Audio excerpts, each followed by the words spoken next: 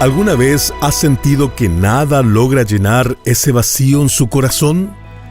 Puede que haya intentado de todo para encontrar paz, pero esa sensación de vacío sigue ahí. Bienvenido a Sabiduría para el Corazón con el pastor Stephen Davey en la voz y adaptación de Daniel Cuquín. Hoy, en nuestra serie del Evangelio de Lucas, Demostraciones del Poder de la Resurrección, veremos cómo una mujer marcada por el dolor y el sufrimiento experimenta una transformación profunda al encontrarse con Jesús. Un encuentro que no solo cambia su vida, sino que también nos muestra cómo Cristo es capaz de llenar ese vacío como nada más puede hacerlo. Acompáñenos en esta lección titulada Plenitud para un corazón vacío. Charlotte Elliott era una mujer resentida, amargada, agnóstica, que vivió hace más de 200 años. Y aunque no se conocen todos los detalles, sabemos que quedó discapacitada de alguna manera y que su salud se deterioró. Ese sufrimiento, junto con un corazón roto, la llevó a endurecerse y a rechazar la idea de que Dios pudiera amarla. Con el tiempo desarrolló un temperamento difícil y agresivo, al punto de que casi nadie quería estar cerca de ella. El 9 de mayo de 1822, cuando Charlotte ya era una mujer joven, sus padres, con quienes vivía, invitaron a un pastor a cenar, con la esperanza de que pudiera hablar con ella y ayudarla de alguna manera. Esa noche, durante la cena, Charlotte perdió el control. Criticó duramente a Dios, a su familia, e incluso al pastor que los visitaba. Sus padres, heridos y avergonzados, salieron de la habitación y la dejaron sola con el pastor. Él la miró con calma y le dijo: «Estás cansada de ti misma, ¿verdad? Estás agotada de ser la persona en la que te has convertido. Me parece que te aferras al odio y la amargura porque sientes que no tienes nada más a qué aferrarte». Ella con sarcasmo le respondió: «¿Y cuál es tu gran solución para mí?». El pastor contestó: «Poner tu fe en la persona a quien tanto te esfuerzas por despreciar, Jesucristo». Mientras él le compartía el Evangelio, Charlotte comenzó a bajar un poco la guardia. Su actitud cambió ligeramente y con algo de curiosidad le preguntó: «Supongamos que quisiera hacerme cristiana como usted. ¿Qué tendría que hacer? Me imagino que primero que nada tendría que arreglar mi vida para que Dios me pudiera amar». El pastor le respondió: No es así. Es Dios quien va a limpiar tu vida. Tú solo tienes que venir a Él tal como estás ahora mismo, y Él te amará y te perdonará». Ella se rió con incredulidad. «¿Venir a Dios como soy ahora mismo? ¿Y Él me va a amar?». «Sí», le dijo el pastor. Jesús dijo: «Y al que a mí viene, yo no lo rechazo». Juan 6:37. Charlotte hizo justamente eso, y ese día confió en Cristo como su Salvador. Mientras leía esta historia, no pude evitar pensar en tantas personas que he conocido a lo largo de los años. Personas cansadas de sus vidas, resentidas y amargadas. Algunas religiosas, otras no, pero todas aferrándose a lo que fuera con la esperanza de que eso va a llenar su corazón y les dará un poco de paz, pero al mismo tiempo negándose a creer en la única cura verdadera, Jesucristo, el único que puede darles esa paz que tanto buscan. Uno de los encuentros más impactantes entre Jesús y dos vidas vacías está a punto de desarrollarse durante una cena. El Señor había aceptado la invitación de ir a comer a la casa de un fariseo muy religioso y moralista.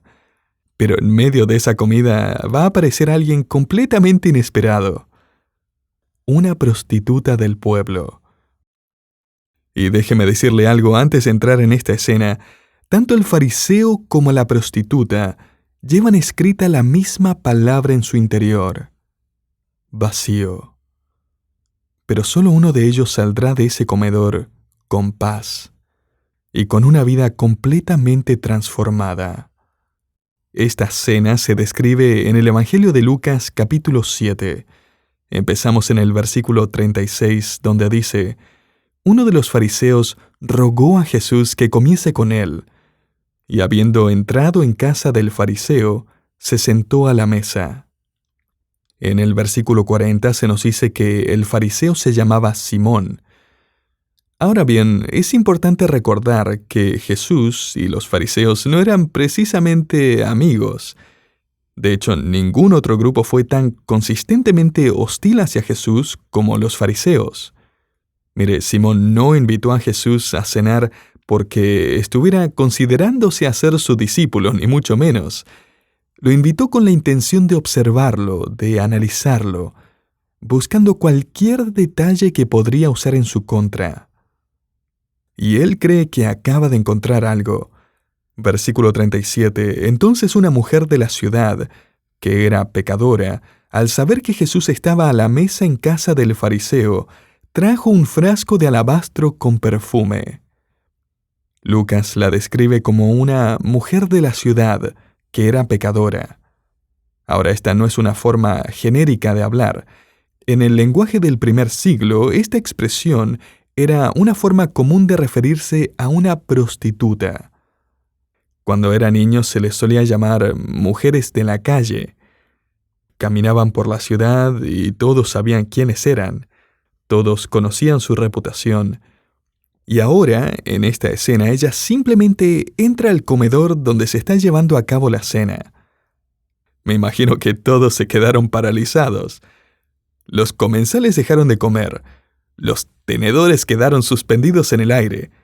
Aunque, claro, en ese tiempo se comía con los dedos, pero usted entiende la idea. Las conversaciones se detuvieron, todos voltearon a verla, sus miradas se clavaron en ella. Lo único que se escuchaba en ese momento era el sonido de sus sollozos ahogados. Esta mujer estaba detrás de Jesús, llorando. Y antes de seguir, quizás ahora se esté preguntando cómo fue que logró entrar. Un erudito del Nuevo Testamento describió cómo sería una casa como la de Simón, el fariseo. Era una casa grande, con un patio central y varias habitaciones a su alrededor. Una de esas habitaciones funcionaba como comedor. Las cenas en ese tiempo eran eventos sociales bastante ruidosos y públicos, y las puertas se dejaban abiertas. Aunque alguien no estuviera invitado formalmente, podía entrar al patio y hasta unirse a la conversación animada que se daba durante la comida. Y aquí había gente curiosa husmeando por todos lados, especialmente porque Jesús, el sanador, el maestro, el profeta, era el invitado especial. Y déjeme contarle algo importante aquí, y es que cuando un invitado llegaba a una cena en esos tiempos, se acostumbraba a seguir 3 pasos básicos de hospitalidad. Primero, el anfitrión colocaba su mano sobre el hombro del invitado y le daba lo que se conocía como el beso de la paz, un beso en ambas mejillas. Segundo, se le ofrecía una pizca de incienso dulce o una gota de aceite perfumado sobre la cabeza, lo que le daba una sensación de frescura al invitado. Bueno, todo esto formaba parte de la hospitalidad típica del primer siglo. Y tercero, y quizás lo más significativo, una vez que el invitado se recostaba, usualmente sobre cojines, con el cuerpo estirado hacia un lado y la cabeza cercana a la comida, y apoyado en un codo, un sirviente doméstico se acercaba, le quitaba las sandalias y le lavaba los pies llenos de polvo. Y escuche esto, Simón no hizo ninguna de estas cosas por Jesús. No había forma de disimularlo. Él fue abiertamente descortés y despectivo con el Señor, y todos en la sala se dieron cuenta. Ahora miremos más de cerca lo que Lucas nos dice sobre esta mujer en el versículo 37. Él la describe como una mujer de la calle, conocida por su vida de pecado. La palabra que Lucas utiliza para referirse a ella, pecadora, se refiere a alguien que ha hecho del pecado su forma de vida. Y esa es ella. Y ella lo sabía. Ella ha tenido la palabra vacía grabada en su vida durante años. Y aquí está, en ese momento crucial. Pero quizás se pregunte, ¿por qué ahora? ¿Por qué en este lugar? ¿Y por qué tanta devoción hacia Cristo?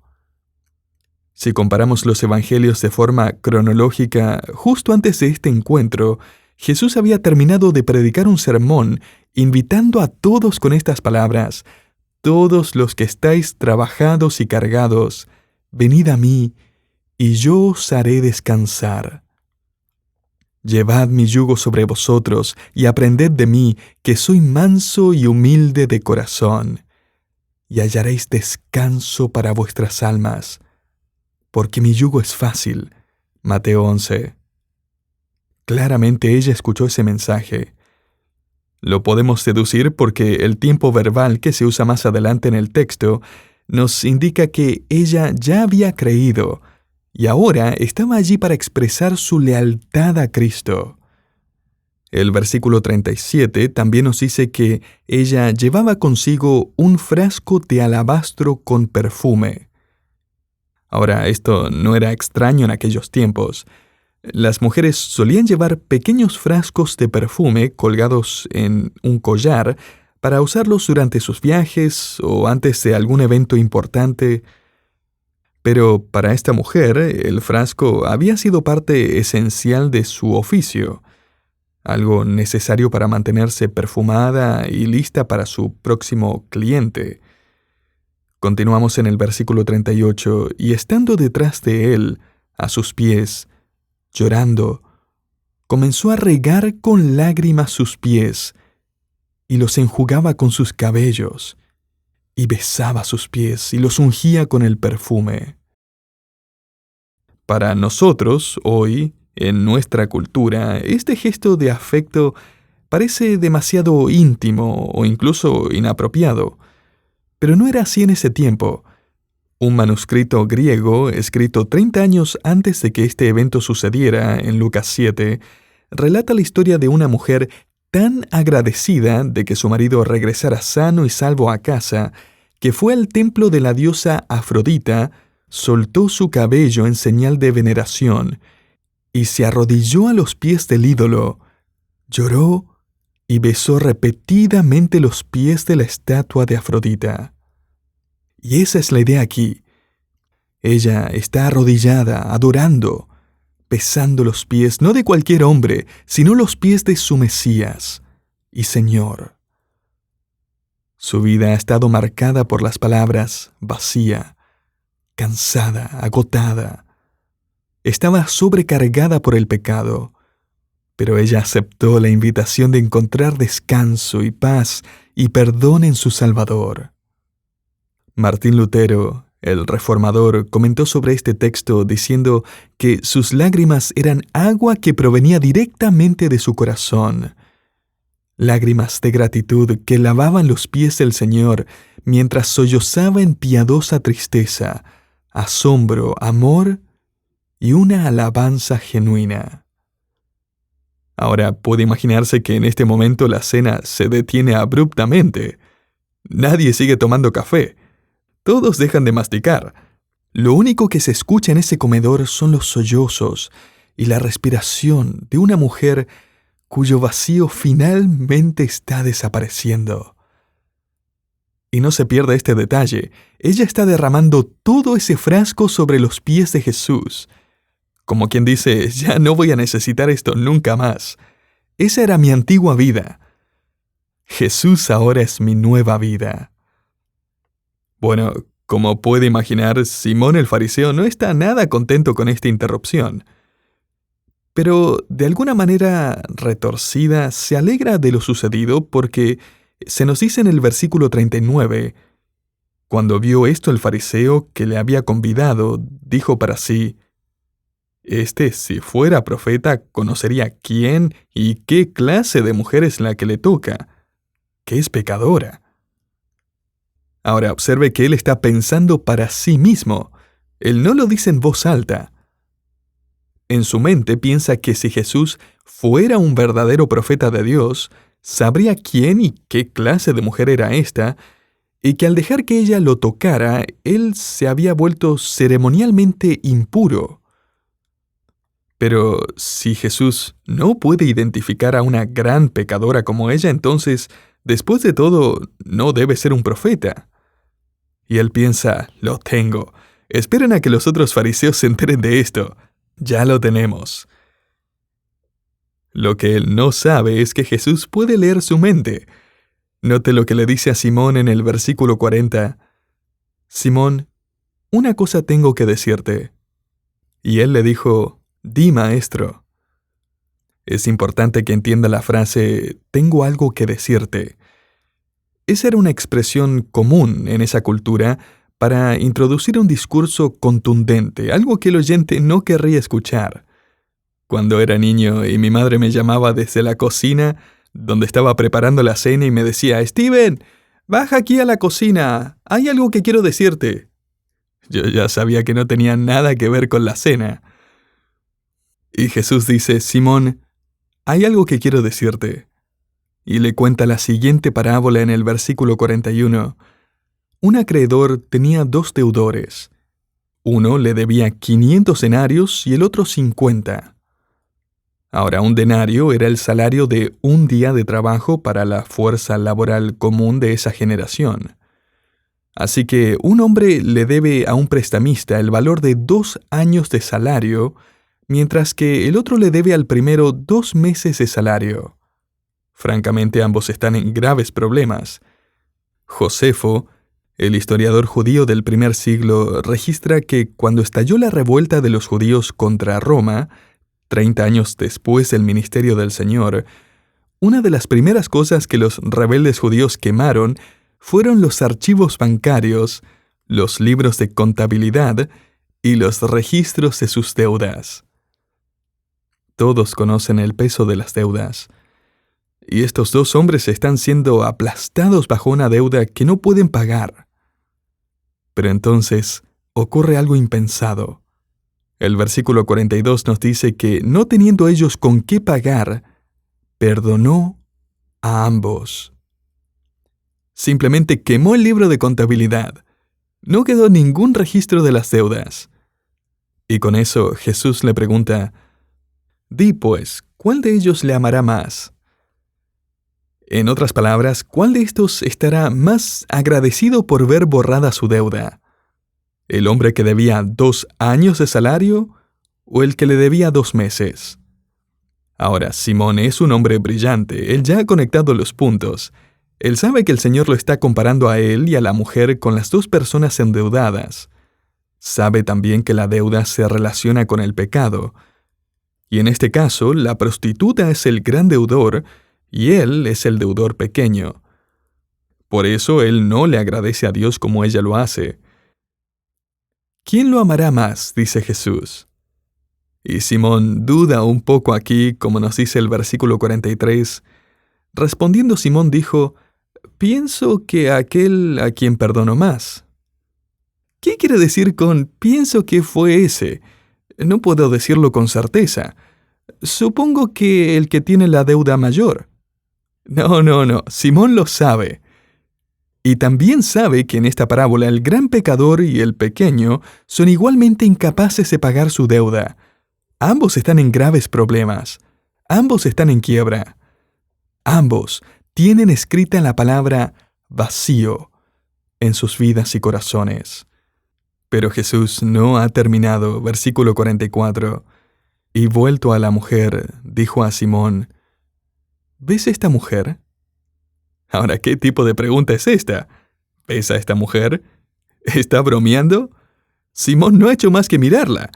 Todo el mundo ve a esta mujer. ¡Claro que la veo! Esa pregunta está llena de humor sarcástico. ¿La ves, Simón? ¿Realmente la ves? En otras palabras, ¿ves cómo ella reconoce su pecado y tú no lo haces? Simón, ni siquiera puedes ver los pecados de egoísmo y orgullo que has cometido contra mí esta noche. Así que permíteme aclarar las cosas aquí. Leemos en el versículo 44, «Entré a tu casa y no me diste agua para mis pies. Mas ésta ha regado mis pies con lágrimas y los ha enjugado con sus cabellos. No me diste beso, mas ésta desde que entré no ha cesado de besar mis pies. No ungiste mi cabeza con aceite, mas ésta ha ungido con perfume mis pies. Por lo cual te digo que sus muchos pecados les son perdonados, porque amó mucho. Mas aquel a quien se le perdona poco, poco ama». El punto que Jesús está señalando aquí realmente no se trata de la cantidad de pecado, sino de la conciencia del pecado. Mire, a los ojos de Dios, Simón y la prostituta son iguales. La prostitución no era un pecado mayor que el orgullo. A los ojos de Dios, todo pecado es simplemente pecado. Ya sea que alguien se considere un pecador pequeño o grande, todos tenemos la misma deuda con Dios. Todos estamos en graves problemas con Él. Y todos estamos en gran necesidad de perdón.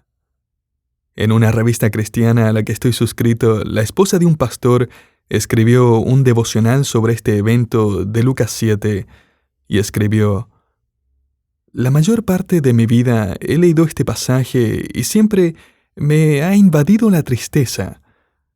Mis pensamientos de tristeza suenan así: nunca he sido una prostituta como esta mujer, así que supongo que nunca podré amar a Dios tanto como ella lo hizo.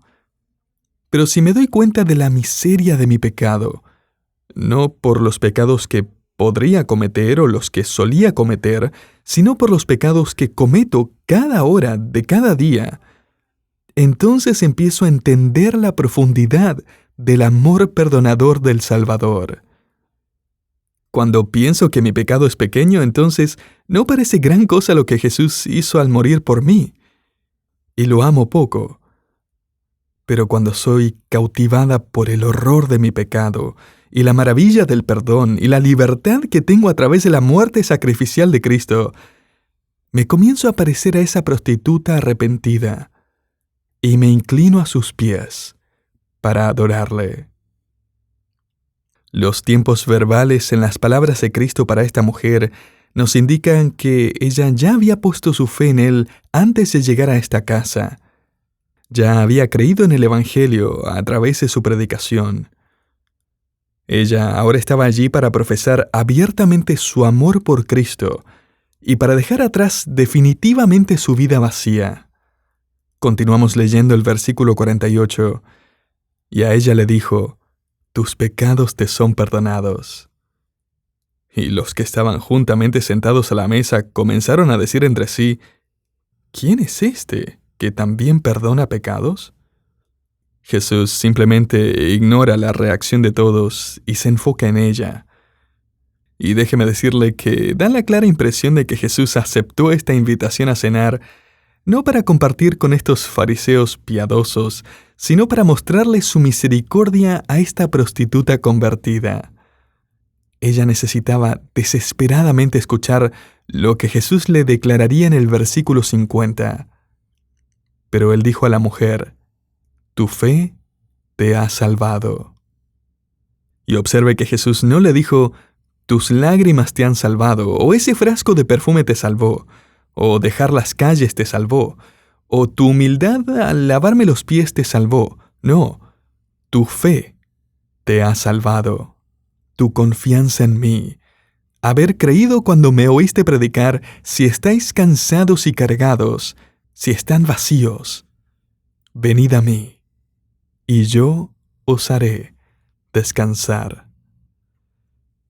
Con eso, él le dice unas palabras que ella nunca había experimentado en su vida en las calles, que nunca imaginó que alguna vez sentiría.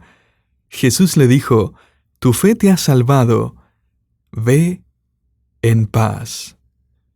Literalmente, entra en la paz, entra ahora en una vida de paz.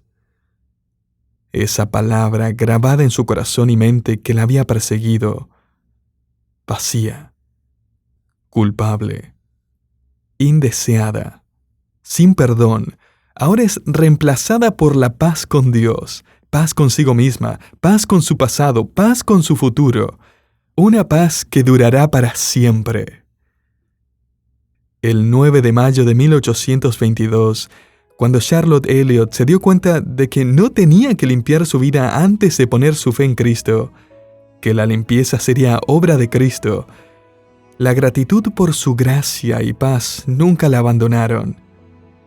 Vivió una vida con discapacidad y quedó soltera hasta su muerte a los 82 años, pero a lo largo de su vida escribió decenas de poemas que se convirtieron en himnos para la iglesia. Muchos de ellos fueron incluidos en lo que originalmente se llamó Himnos para Minusválidos, y el poema más famoso de todos en este himnario se convertiría en el himno de su propio testimonio, de cuando ella vino a Cristo como una pecadora vacía.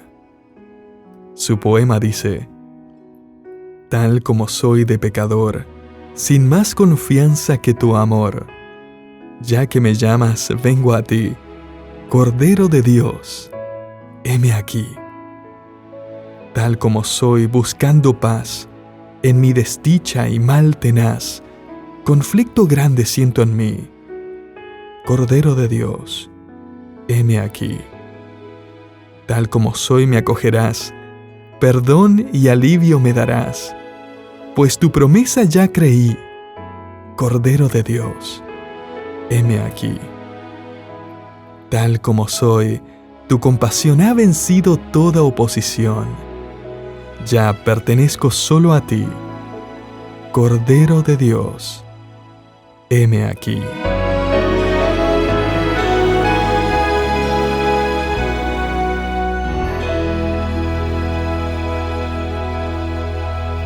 La gracia de Jesús es un recordatorio poderoso de que, sin importar nuestro pasado, Él está dispuesto a ofrecernos perdón y restauración.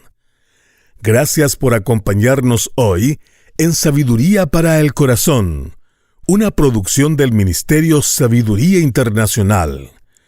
Este mensaje titulado Plenitud para un corazón vacío forma parte de la serie Demostraciones del Poder de la Resurrección. Si este programa ha sido de bendición para usted, le invitamos a compartirlo con aquellos que también lo necesiten. En nuestra página web encontrará el calendario de programación para mantenerse al tanto y no perderse ninguno de los episodios. Visite sabiduriaespanol.org/calendario para más detalles. Lo esperamos en el próximo programa.